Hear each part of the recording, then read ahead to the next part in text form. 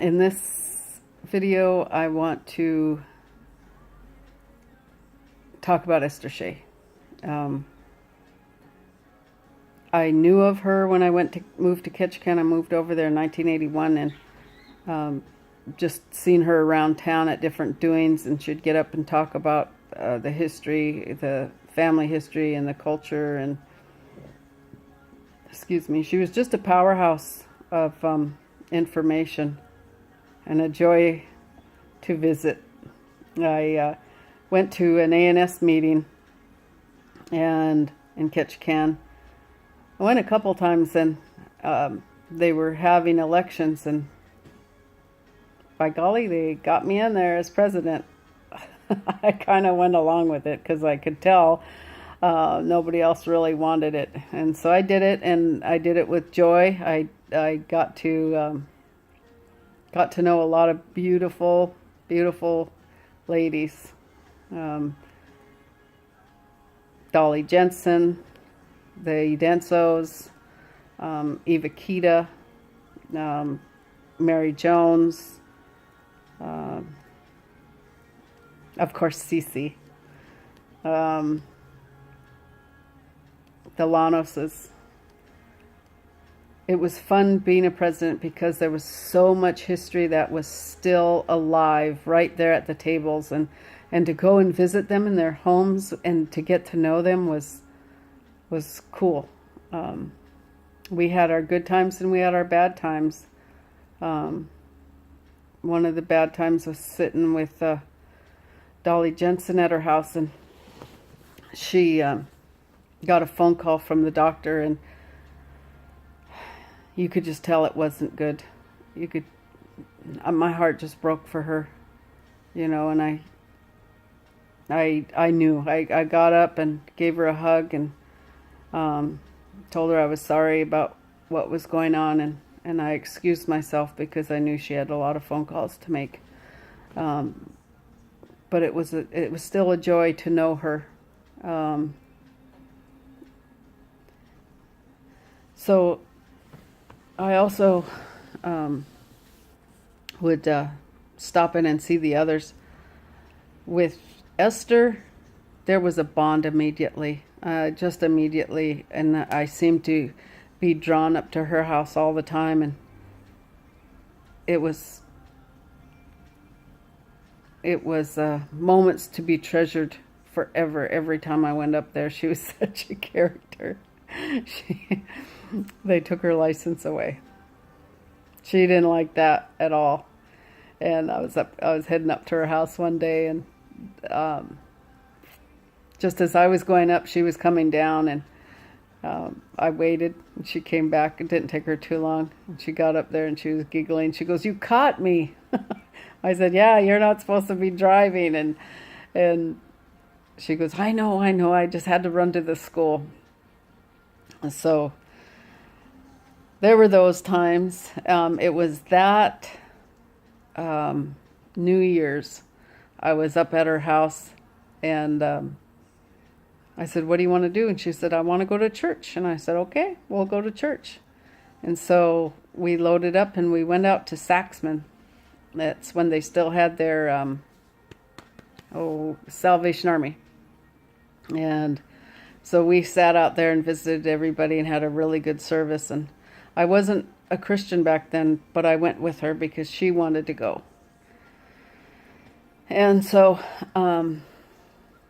after service, we were going to go home, and she goes, no, let's go for a ride through town. So I said, okay. So we went for a ride through town, and it was cute because she was losing her eyesight, especially at night, but she could still see. And she'd go, "Oh," and she'd go, "That's one of my relatives." And we'd laugh about it. And I got her home, and she said, come on in. And I said, okay. So I went in, and she went into the kitchen, and she said, "Do you want anything?" I said, "No, I don't want anything." And she came out, and she said, "Oh, no, wait." I walked in on her. I walked around the kitchen, and she started giggling, and she goes, "You caught me." And I said, "Yeah, I caught you." And she was pouring a a little drink. And she goes, "This is New Year's tradition." And I said, "Okay." And I didn't take anything, but she did. And she goes, "Okay." After we visited a little while, she goes, "Okay, it's time for bed." And so every New Year's after that, that's what we would do. We'd go to church, and then we'd ride around town, and she'd go home, and she never once drank more than that one drink around me. She was pretty cool. We went, or she'd always have me dancing with the dance group. She'd always have me by her side. It was cool. She knew a lot of my family, and she'd tell me about things that I hadn't heard. I'm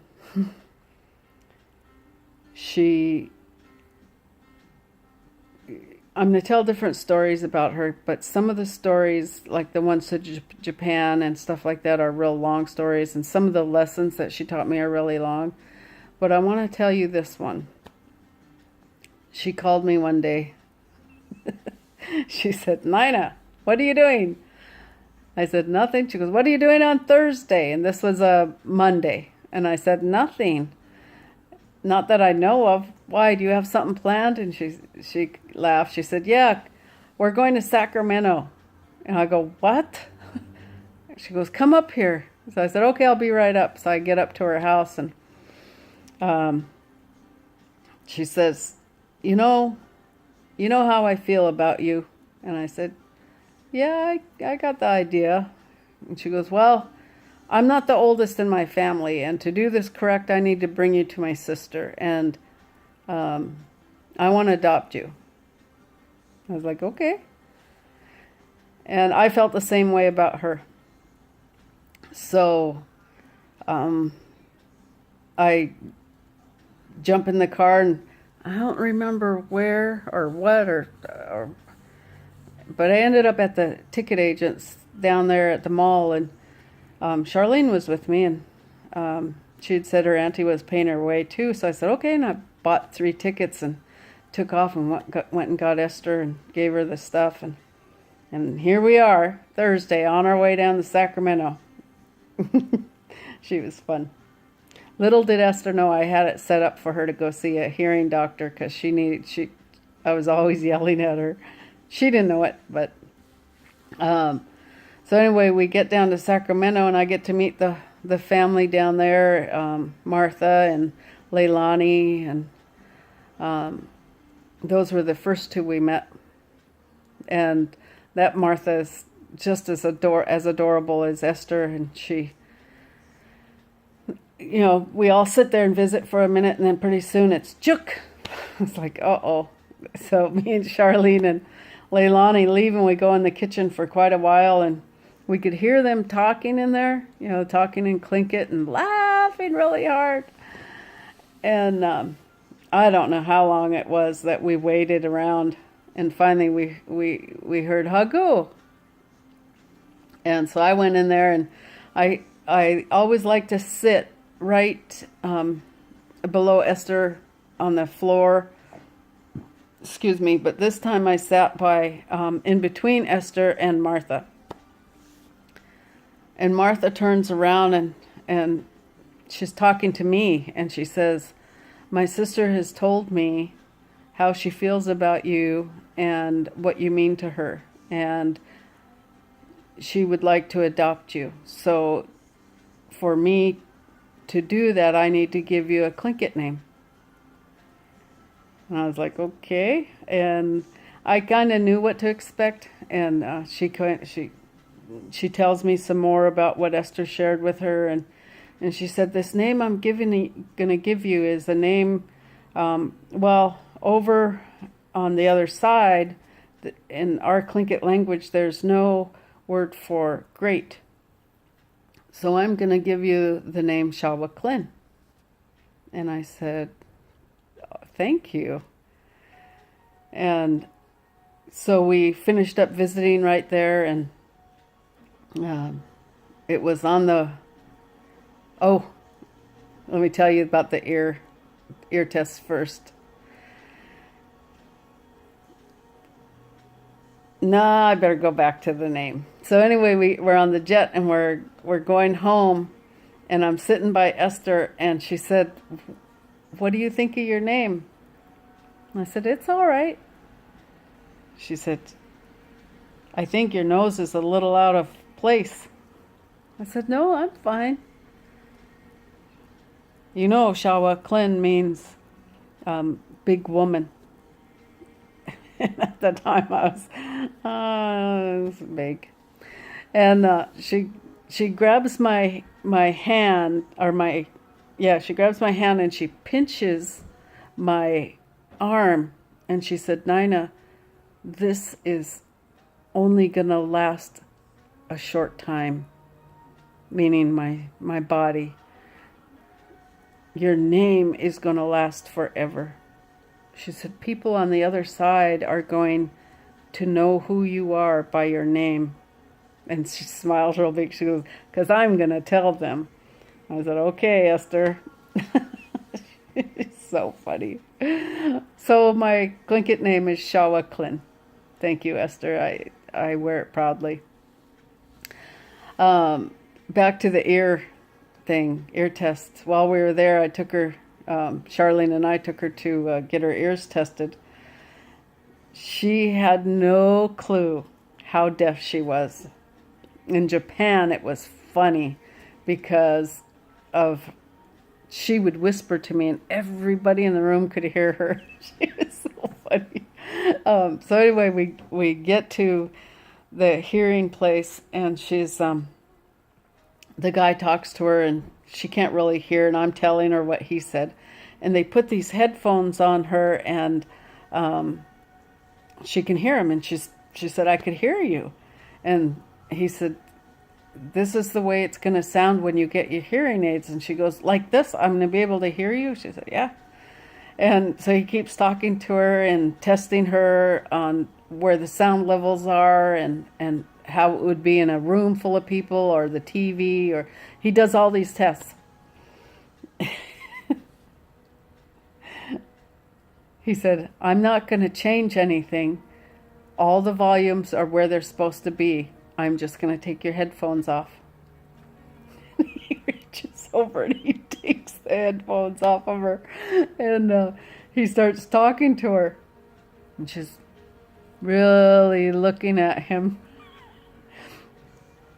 She said, "Are you joking with me? 'Cause I can't hear you now." It was so funny. So she got her hearing aids. That made a world of difference. After that, it was good. So that's the start of my Esther stories, and there's going to be many, many more of where that comes from. This necklace that I have on. After my house burnt and we had a new house in Ketchikan, she got Norman.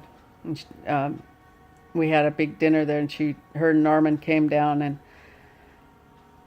she had told Norman, "I want to give Shawa Klin something that you made." And so Norman picked this out, and they gave it to me at that dinner, and I cherish this. Esther's